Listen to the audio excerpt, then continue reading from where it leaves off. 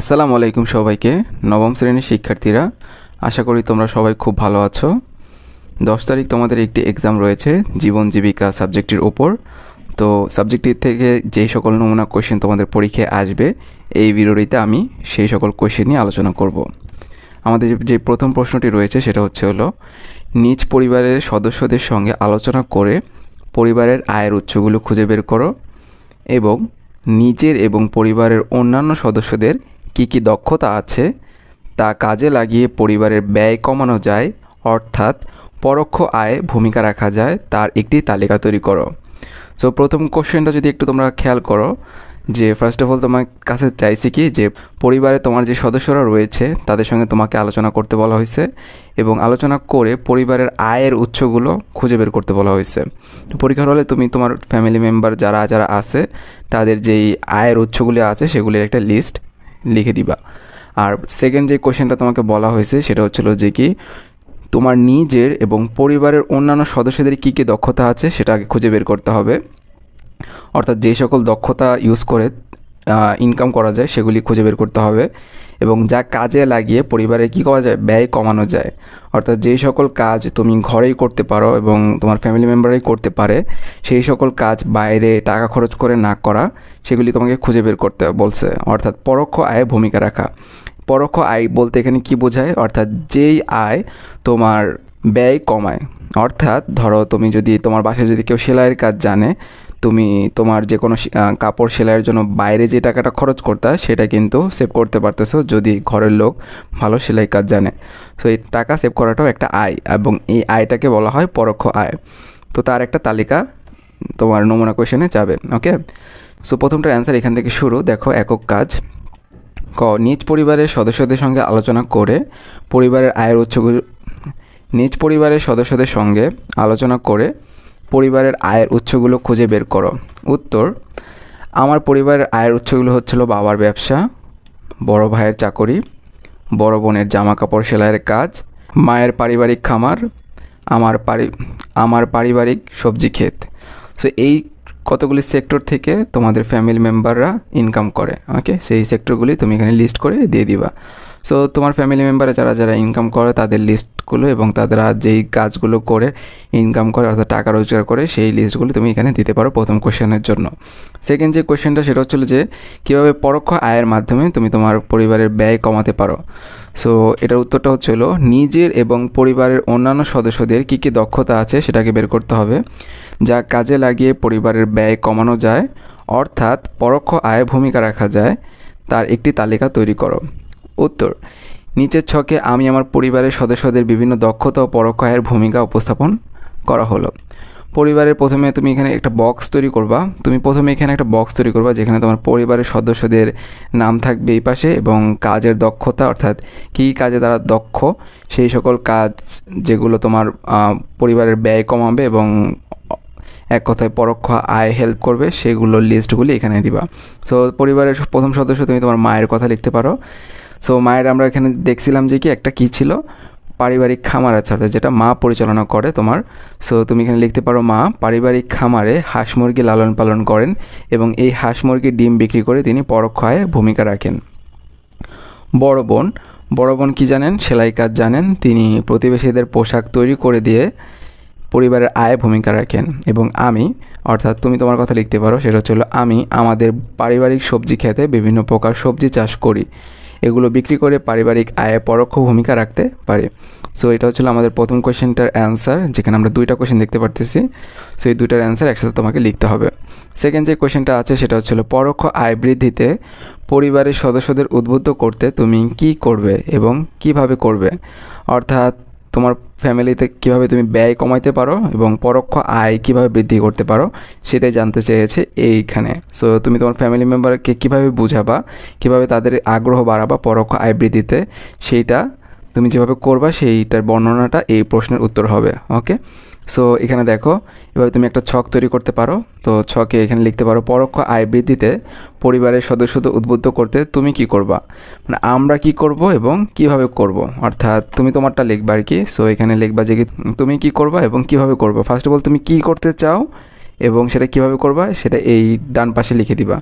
So তুমি প্রথমে কি করবে, পরিবারের পরোক্ষ আয় বৃদ্ধিতে আমরা পরিবারের সকল সদস্যের সাথে কথা বলবো, তাদেরকে বোঝাবো সকলেই তার নিজের দক্ষতা ব্যবহার করে পরিবারের আর্থিক কাজে ভূমিকা রাখতে পারে, যে সেই কাজ করতে পারি সেই কাজ দিয়েই পরিবারের আয় বৃদ্ধির চেষ্টা করা উচিত। অর্থাৎ ফার্স্ট অফ অল আগে বোঝাইতে হবে যে পরোক্ষ আয় অর্থাৎ পরিবারের ব্যয় যদি কমানো যায় কোনো না কোনো দক্ষতা ইউজ করে, সেটা কিভাবে তোমাদের ফ্যামিলির জন্য ভালো হবে, এটা তোমাদের পরিবারের যতজন সদস্য আছে তাদেরকে তুমি আগে বোঝাবা।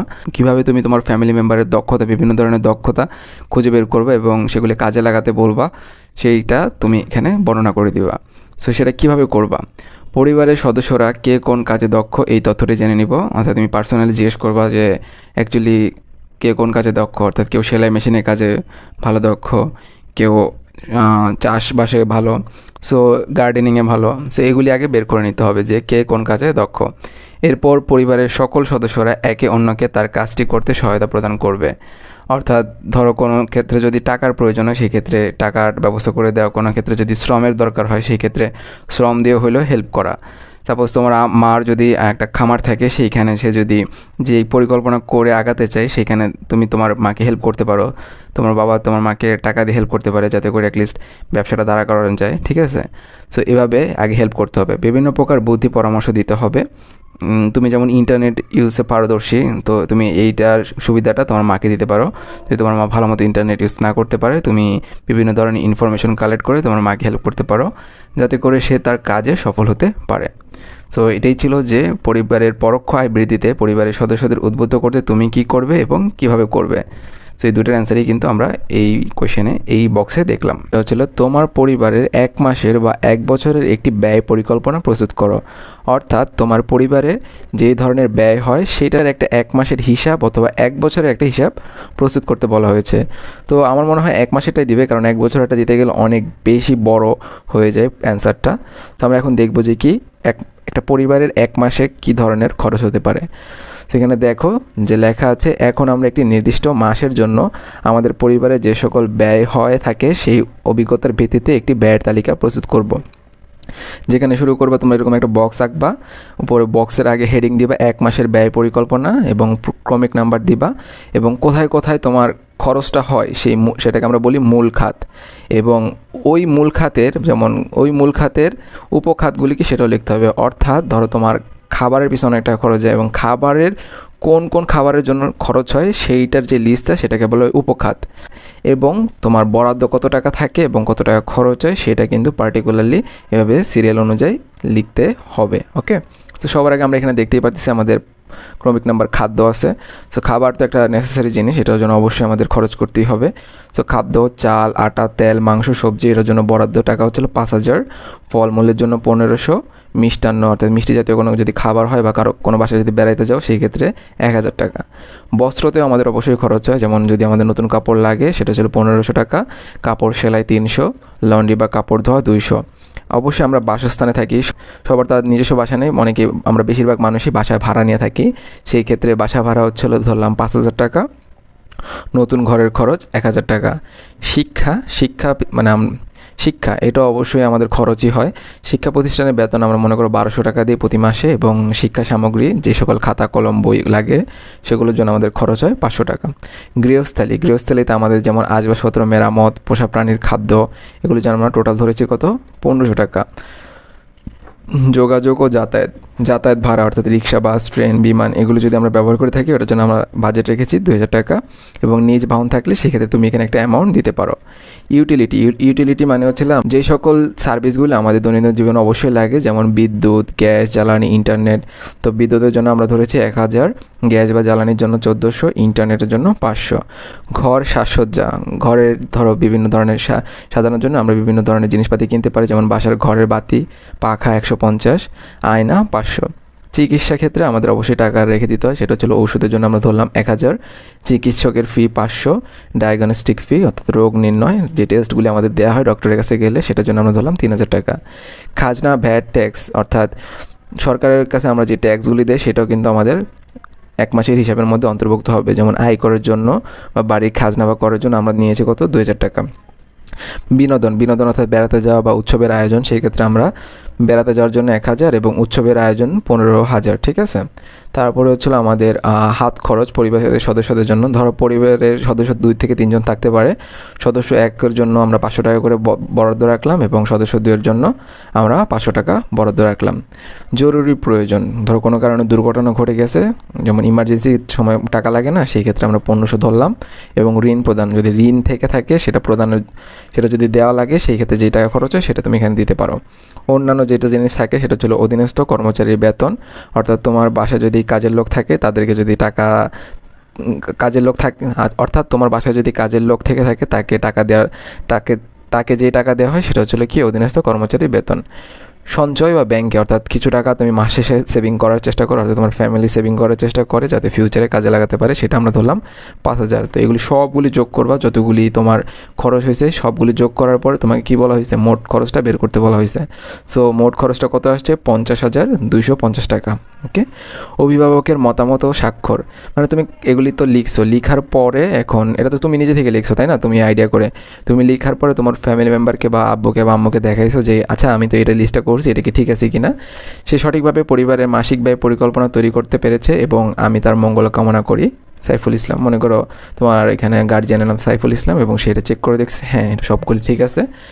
সো এখানে অভিভাবকের মতামতটাও লিখতে হবে। প্রশ্ন দুইটা হচ্ছে একটা দলগত কাজ, যেটা তোমাদের গ্রুপ আকারে করতে হবে, যেমন সেটা হচ্ছে পোস্টার তৈরি করা। প্রশ্ন, দলগতভাবে আলোচনার মাধ্যমে বিনিয়োগ সম্পর্কে একটি ধারণা পোস্টারে উপস্থাপন করো। তো তোমাদের যে কাজটা দিচ্ছে সেটা হচ্ছে দলগতভাবে আলোচনার মাধ্যমে তোমরা আলোচনা করে বিনিয়োগ মানে ইনভেস্ট করা, অর্থাৎ তুমি ধরো কোথাও ইনভেস্ট করবা, সাপোজ একটা ব্যবসাতে ইনভেস্ট করতে পারো, যে তুমি কোনো একটা ব্যবসাতে শেয়ারে যেতে পারো, সেখানে ইনভেস্ট করার ফলে কী হবে, ব্যবসায় যদি লাভ হয় তাহলে তুমি একটা অ্যামাউন্ট টাকা পাবা, এবং যদি ব্যবসায় লস হয় সেক্ষেত্রে তোমার কিন্তু ক্ষতি হতে পারে। অথবা তুমি এটা বলতে পারো যে তুমি যদি কোনো শেয়ার মার্কেটে ইনভেস্ট করো, সেখানে শেয়ারের দাম, পার্টিকুলার কোম্পানির শেয়ারের দাম যদি বেড়ে যায়, সেই ক্ষেত্রে কিন্তু তোমার ইনকামও বেড়ে যাবে। সো এই যে বিনিয়োগটা যে কখন করব, কিভাবে করব এবং এটার ঝুঁকি কী, এটার লক্ষ্য কী, সেই সম্পর্কিত একটা পোস্টার তোমাদের তৈরি করতে বলেছে। এখানে একটা নমুনা পোস্টার দেওয়া আছে। আচ্ছা, এখন আমরা পোস্টারটা কীভাবে লিখতে হয় সেটা দেখব। সবসময় চেষ্টা করো পোস্টার, এই টাইপের পোস্টারের মাঝখানে পিকচার রাখতে, এবং পিকচারটা কী রিলেটেড হবে, অবশ্যই বিনিয়োগ রিলেটেড হবে, টাকা পয়সা রিলেটেড হবে, তাই না। এখানে দেখো ব্যাংক, এখানে দেখো ক্যালকুলেটার, এখানে দেখো টাকা, এখানে দেখো ডেটা মানে এখানে তথ্য, যে আচ্ছা আমি যে বিজনেসে ইনভেস্ট করবো ওই বিজনেসের প্রতি বছর কী পরিমাণ লস বা কী পরিমাণ লাভ হয়, এটা কি আমার জন্য লাভজনক কিনা, ওই ডেটাটা থাকা, ঠিক আছে, মেনটেন করা। এখানে দেখো বিভিন্ন ধরনের উপাদান দিয়েছে যেগুলোতে তুমি ইনভেস্ট করতে পারো, গোল্ড, ঠিক আছে। সো এটা হচ্ছিল পিকচারটা, যেটা তোমরা বিনিয়োগ দিলে বিনিয়োগ টাইপের পিকচার অ্যাড করবা, বা যেই টপিক দিবে সেই টপিকের পিকচার অ্যাড করবা। এবং সবার শুরুতে যেটা থাকে সেটা হচ্ছিল তোমার একটা স্লোগান দিবা, তোমাকে যেই টপিকটা দিবে সেই টপিকের একটা স্লোগান লিখবা। যেমন এখানে বিনিয়োগ যেহেতু দিয়েছে, আমরা স্লোগানটা কী দিয়েছি, বুঝে শুনে বিনিয়োগ হয় না কবু ক্ষতি, মূলধন থাকে সুরক্ষিত, রহে না দুর্গতি। অর্থাৎ তুমি যদি বুঝে শুনে বিনিয়োগ করো তাহলে তোমার ক্ষতি হবে না, তোমার লাভ হবে। এবং মূলধন মানে তুমি যে টাকাটা ইনভেস্ট করবা সেই টাকাটা কিন্তু সুরক্ষিত থাকবে, তোমার দুর্গতি হবে না। তো এখন এই বিনিয়োগ যে আমরা করবো, এটার জন্য আমাদের মেইন পয়েন্ট আগে নির্ধারণ করতে হবে যে অ্যাকচুয়ালি বিনিয়োগ কী, বিনিয়োগের লক্ষ্যটা কী হওয়া উচিত, এটা একটা পয়েন্ট। এটাতে কি ঝুঁকি আছে কি নাই সেটা আমাদের বিবেচনা করতে হবে। তাহলে ঝুঁকি বিবেচনা এবং বিনিয়োগ সম্পর্কে ডিটেলসে লেখা। ওকে, তাহলে তুমি পোস্টার তৈরি করার আগে অবশ্যই বিনিয়োগ রিলেটেড যে পয়েন্টগুলি আছে সেই পয়েন্টগুলি কালেক্ট করবা আলোচনার মাধ্যমে। 3টা থেকে 4টা পয়েন্ট কালেক্ট করলেই হবে। ধরো আমরা 3টা কালেক্ট করছি, এরপরে তুমি যেই পয়েন্টগুলি কালেক্ট করছো ওগুলোকে ইলাবোরেট করবা। ইলাবোরেট মানে হচ্ছিল ডিটেলসে বর্ণনা করে দিবা। যেমন এখানে দেখো বিনিয়োগের লক্ষ্য, এটা একটা পয়েন্ট, এটা আমরা বর্ণনা করছি কীভাবে বিভিন্ন খাতে অর্থ বিনিয়োগ করা যায়, যেমন জমি ক্রয়, ব্যবসা খাটানো, ব্যাংকে রাখা বা কৃষিকাজ করা ইত্যাদি। তবে কোথায় বিনিয়োগ করলে আয় বেশি হয় সেটা লক্ষ্য রাখতে হবে। ওকে, ঠিক আছে, এটা ছিল বিনিয়োগের আমাদের লক্ষ্য। তারপর হচ্ছে আমাদের ঝুঁকি বিবেচনা, যে বিনিয়োগ করলে যেখানে ঝুঁকির সম্ভাবনা থাকবে, যেমন ব্যবসায় ক্ষতি হওয়া, কৃষি পণ্যের দাম হ্রাস পাওয়া ইত্যাদি। তাই ঝুঁকি বিবেচনা করে সর্বাধিক গ্রহণযোগ্য খাতে বিনিয়োগ করতে হবে, ঠিক আছে। তারপরে আসো বিনিয়োগ, যে মেইন টপিকটা, সেটা ভবিষ্যতে মূল বৃদ্ধি পাবে এমন আশায় নিজের অর্থ কোনো কিছুতে খাটানোকে বিনিয়োগ বলে। অবশ্যই বিনিয়োগের সংজ্ঞা তোমাকে দিতে হবে। অর্থাৎ যে কোনো মূলধনকে পুঁজি করে সেখান থেকে আয়ের আশায় সেই মূলধন কোনো একটা জায়গায় খাটানোকে বিনিয়োগ বলা হয়। এই বিনিয়োগ শুধু অর্থের বিনিয়োগ হবে এমন নয়, অন্য কিছু যেমন মেধা বিনিয়োগ, শ্রম বিনিয়োগ বা যে কোনো জিনিস বিনিয়োগ হতে পারে। শুধু যে টাকা দিয়েই বিনিয়োগ করা হয় সেটা কিন্তু ভুল কথা। বিনিয়োগ অনেকভাবে করা যেতে পারে, যেমন মেধা দিয়ে। সাপোজ তুমি 1 বছর একটা জায়গায় তোমার মেধা বা শ্রম দিতেছো, এটাও কিন্তু একটা বিনিয়োগ। সাপোজ তুমি যখন ইউনিভার্সিটিতে উঠবা, তোমাকে কিন্তু ডিসাইড করতে হবে তুমি কোন সাবজেক্ট নিয়ে পড়বা। তো 4 বছর কিন্তু তোমার সময়টা এখানে বিনিয়োগ করতে হবে টাকার পাশাপাশি, যাতে ফিউচারে তুমি একটা ভালো জব পাও বা ভালো একটা বা জীবনে সাকসেস করতে পারো ওই ফিল্ডটাতে। ওকে, তারপরে চলো শ্রম বিনিয়োগ। তুমি শ্রমটা কেমন বিনিয়োগ হতে পারে, যেমন তুমি পরিশ্রম করতেছো, এটা একটা শ্রম বিনিয়োগ, যে কী পরিমাণ পরিশ্রম করলে কী পরিমাণ রেজাল্ট পাবা। যে কোনো জিনিস বিনিয়োগ হতে পারে এরকম। ওকে।